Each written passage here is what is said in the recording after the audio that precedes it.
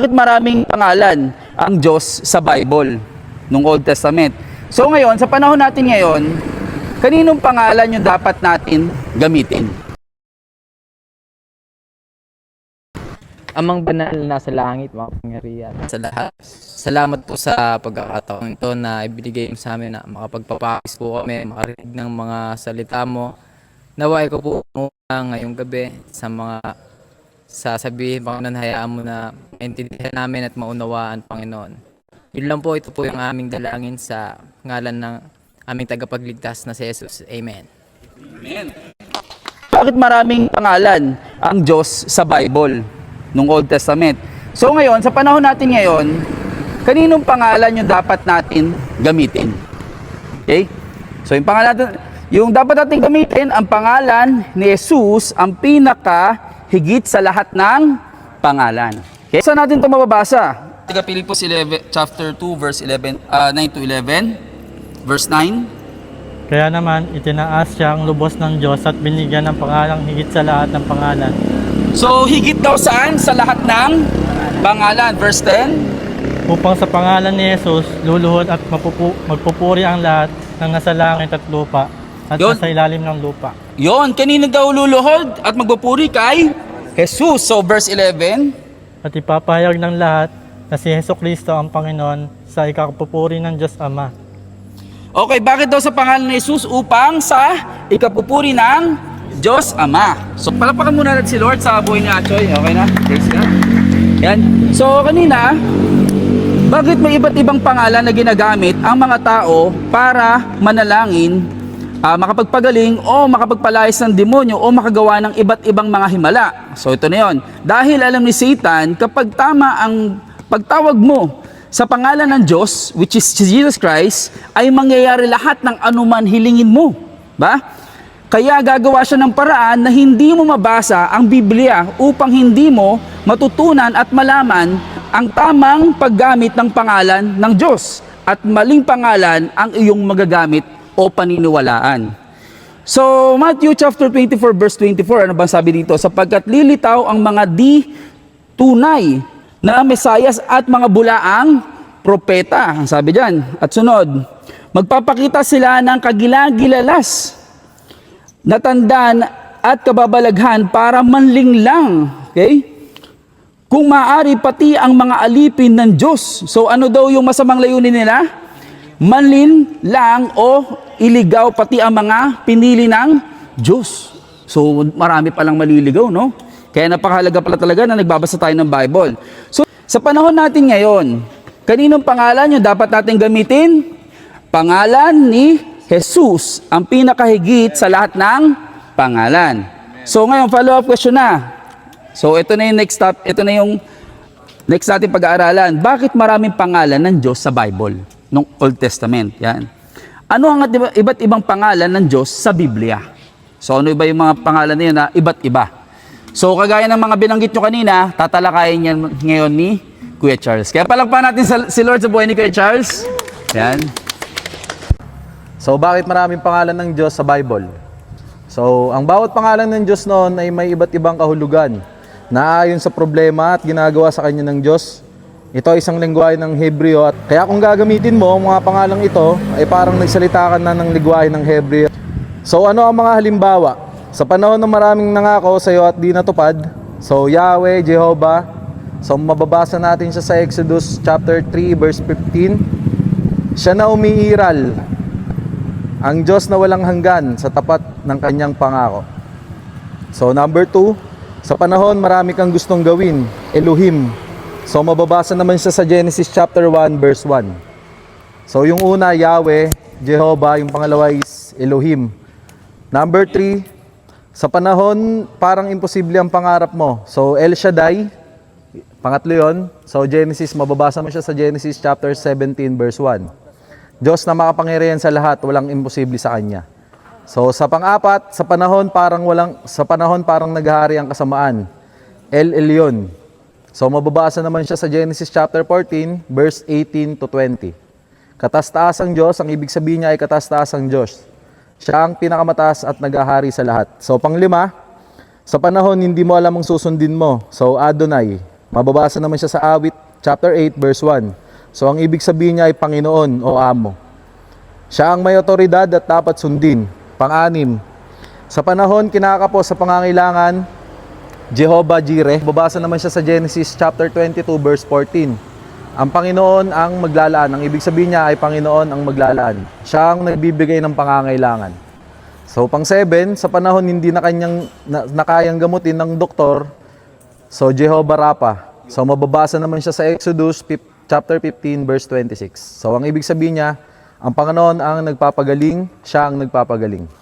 Number 8, sa panahon puro na lang kabiguan. So ang pangalan niya is Jehovah Nisi.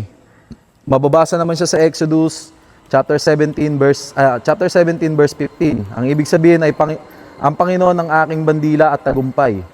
Siya ang nagbibigay ng tagumpay sa laban. Pang 9, ang pangalan ay Jehovah Shalom, mga hukom. Mababasa pala siya sa mga hukom, chapter 6, verse 24. Ang ibig sabihin niya, ang Panginoon ay kapayapaan. Siya ang pinagmumulan ng tunay na kapayapaan. Number 10, sa panahong walang nag-aalaga sa iyo, pangalan, Jehovah Rohi. Mababasa siya sa Awit, chapter 23, verse 1. Ang ibig sabihin, ang Panginoon ng aking pastol. Siya ang gumagabay at nag-aalaga. Maraming pangalan ng isang Diyos. Iisa lamang ang Diyos, ngunit ipinakilala niya ang kanyang sarili sa iba't ibang paraan. So sa Exodus chapter 3 verse 14, ako ang ako nga. So bakit maraming pangalan ng Diyos sa Bible? So ang bawat pangalan ng Diyos noon ay may iba't ibang kahulugan na ayon sa problema at ginagawa sa kanya ng Diyos. Sige. Hello, good evening. Hello, good evening. Tingin dito. Alright, sige. Eto, very quick lang. Sino dito mahilig sa history? Ay, ayaw history. Boring yung history, no? Oo, no? Balik lang tayo. Kunyari may time machine. So, babalik tayo sa panahon dati ng mga Israel people. Okay? So, kilala niyo si Moses? Amen. Pag narinig niyo yung pangalang Moses, ano yung nariisip ninyo? Moses, sino si Moses? May pangalan bang Moses dito? Kuya Moses, wala. Sino si Moses? O yun, hinati. Nice, ang galing. Hinati yung Red Sea. Okay. So, oo, tama. Si Moses, alam ko, napanood nyo to nung, diba, nung sa Egypt, mga alipin yung Israel, tinawag ni God si Moses. Ayun yung tatalakayin natin, paano tinawag si Moses. Okay? Tinawag si Moses, naglalakbay siya dun sa desert. May nakita siyang nag-aapoy na puno. Ito yung tinatawag na burning bush. Siyempre, nagulat siya. Ano siya ba? Namangha siya. Ano kaya yung burning bush? Lumapit siya. Tapos, fast forward, may nagsalita ang Diyos. Sabi niya, tatawagin niya gagamitin niya si Moses. Sino ulit gagamitin ng Diyos? Si Moses para palayain yung mga Israel people. Okay? Nasusundan? Ngayon, nagtanong si Moses, paano ako papaniwalaan ng mga Israel people? Pag tinanong nila, sino nagsugo sa akin?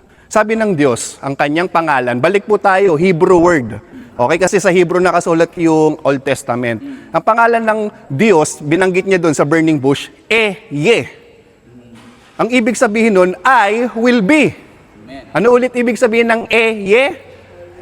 I will be. Alright? So, ayun ibig sabihin nun. Kaya lang, parang strange, no? Kapag lumapit si Moses sa mga Israel, tapos sabihin niya, I will be, parang kinuha niya na yung yung glory, parang siya yung nagpapakawala. I will be.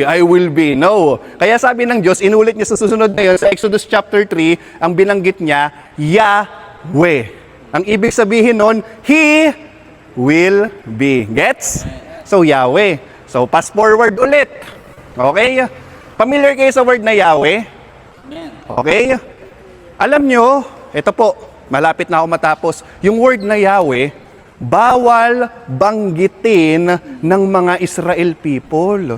Ano ulit yung bawal banggitin? Yahweh. Ba't nyo binabanggit? Bawal yan. Ano ulit? Yahweh. Ba't nyo binanggit? Bawal. Bawal. So, ganito, bakit? Kasi banal yung pangalan na yun. So, ang itong ginawa nila, instead na pag may nakita sila sa Bible dati, scripture, pag may nakita silang Yod, He, Wahe, o Yahweh, hindi nila pwedeng banggitin yon, tama? Ang pinapalit nila, Adonai. Ano ulit ang pinapalit? Adonai. Kasi nga, yung Yahweh, very holy. Gets? Ngayon, fast forward. Yung mga Israel people, sinulat na nila yung Bible, di ba? Itinranslate na nila sa English, Greek, di ba? Sa panahon natin, English, Tagalog. Okay. Yung word na Yahweh, di ba bawal banggitin? Tama? Anong kapalit ng Yahweh? Adonai. Ibig sabihin ng Lord. Okay? Yung He will be, yung Adonai, Lord. Ngayon, pag nakita nila yung word na Yahweh, ano yung babanggitin nila? Ano po ulit? Adonai. Ang galing naman. Palakpakan nyo nga si Lord sa buhay ninyo. Adonai. Pero, okay. Yung iba, nakalimutan. Pag nabasa nila yung, may nakita sila sa Bible na word na Yahweh, nabanggit nila. Bawal yun, di ba? So, itong ginawa. Ang ginawa nila, pakita ko sa inyo, ito, may mabilis lang ako. Itong spelling ng Yahweh. Anong spelling? Yod, He, Wa, He. Ayan po yun. Anong ibig sabihin nito sa Israel? He, ano po? He will be. Ano po yung pwede nilang banggitin lang? Adonai. Ba't naging red? O sige, Adonai. Sorry sa sulat. Okay? Ano po yung nakalagay sa baba? Adonai. Ito ang ginawa nila. Okay, mabilis na. Last na po ito. Para maalala ng mga Israel people, bawal nila banggitin to, yung mga letters na bawel, yung A, E, I, O, U, nilipat nila dito. Gets? So, naging Yahovah. Pero, wala pong Israel people na nagbabanggit ng Yahovah. Walang ganong words. Gets? So, pag nakita nila yung word na Yahovah, ang babasahin nila, Adonai. Gets? Kaya lang, ito na, fast forward. Nakalimutan ng mga nagsulat. Ito yung mga scribe, may nagsulat kasi. Kaya ang nangyari, yung Yahovah, nababasa pa rin nila, Yahovah. So, walang word na Yahovah, tama? Kaya, yung nasulat nila sa English, ang nangyari sa Yahovah, naging Jehovah. Okay? Nagigets po ba? Kaya pala may word na Jehovah, saan galing? Nagigets niyo po ba? Alam niyo yung history? Ito yung history. Ang history po, si Yahweh, Diyos na banal, bawal banggitin. Kasi napakabanal yung pangalan. Kaya ginamit nila yung word na Adonai. Pero sa panahon po natin ngayon, di ba, pwede nating tawagin po ang Diyos. Pwede natin siyang tawagin, kaya yung binanggit kanina, yung mga Jehovah, ang dami po nun. O sa salitang Hebrew, Yahuwah. Okay, so natututo na kayo mag-Hebrew. So yun lang naman, no? Mamaya mas malalaman po natin na pangalan ng ating Panginoong Hesus ang pinaka makapangyarihan sa lahat. Palakpakan niyo si Jesus Christ. Amen. Good job, no? Galing. Kaya ngayon, so kanina, balik tayo sa part. Ganda ng shinare ni Pastor. Alam na natin yung mga history, kung bakit may iba't ibang pangalan. At least para ngayon, alam niyo na kapag may nagtanong sa inyo, di ba? Alam niyo kung saan galing yung mga history na yun. Pinaka-importante na kailangan natin pangalan ngayon, na kailangan nating malaman is sino? Si Jesus Christ. Gaano nga ba makapangyarihan yung pangalan ni Jesus Christ? At ano yung kayang gawin ng pangalan ni Jesus Christ? So, itatopic na lang natin yun next week.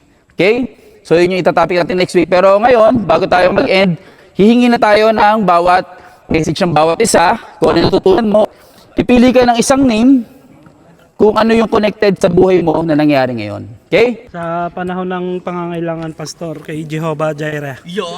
Genesis chapter 22. Sige. Kasi kapag may panahon na gipit ka, Pastor, manalangin ka lang sa Kanya at magpo-provide siya. Yun! Praise God! So, sige, next. Si ikaw muna yun. Bubuelo pa si Kevin eh. Yahweh na alala ko niya eh. yung ganun din tulad kay JR sa panahon ng mga kailangan. Yun! Si Jehovah Jireh. So sa akin, Pastor, yung sa panahon puro na lang kabiguan, Jehovah Nisi. Sa akin, Pastor, yung El Shaddai, Pastor. Wow! Bakit? Kasi lahat nagagawa niya, walang imposible sa Kanya. Yun! Praise God! Ayun po yung Jehovah Rohe po. Oh, sige. Siya po yung nag-aalaga at nagagabay sa atin. Sa akin po, Jehovah Chidkeno Jeremias. Ang Panginoon po nagbibigay ng katiwayan sa atin. Yun! Praise God! Sige. Sa akin, Pastor, si Q Emmanuel po. Kasi kahit feel po natin wala si Lord sa tabi natin, nandyan siya kahit, pero nasa puso natin siya. Inatutunan ko lang kasi. Ano po, inatutunan ko po. Bawat pangalan po sa Bible, may mga specific po na kahulugan. Natutunan ko lang po. Yung una pong tawag sa kanya is I will be. Tapos naging Yahweh po, naging He will be. Masyado pong banal yun, kaya naging Yahweh. Tapos naging Jehovah po. Yon, praise God. Si Jaire. Sino? Jaire. Jairo, bakit? Kasi he will provide parate. Yon, praise God. Saan si El Shaddai? El Shaddai. Sige, bakit? Kasi ano naman, hindi naman. Ano lang namin sa yun. Praise God. Okay. Pareho rin kay Kuya. Para no? Sino? Jehovah, yung Yahweh Jehovah. Kasi yun yung pastor, sa pangako niya sa atin. Yon. Yun lang. Sa akin po maikli lang, El Shaddai po kasi walang imposible sa kanya. Yon, praise God. Maraming salamat Panginoon sa successful na naman Panginoon na gabi na to Panginoon. Lord, maraming salamat Panginoon sa salita mo Panginoon na Lord na binahagi mo sa amin Panginoon sa pamamagitan ni Pastor Arman Panginoon. Ingatan mo ang lahat Panginoon sa kanya-kanyang pag-uwi Panginoon. Ilayo mo kami sa kahit anumang aksidente Panginoon o disgrasya Panginoon. Maraming salamat. In Jesus' name we pray. Amen. Gaano nga ba makapangyarihan yung pangalan ni Jesus Christ? At ano yung kayang gawin ng pangalan ni Jesus Christ? So, tatopic na lang natin yon next week.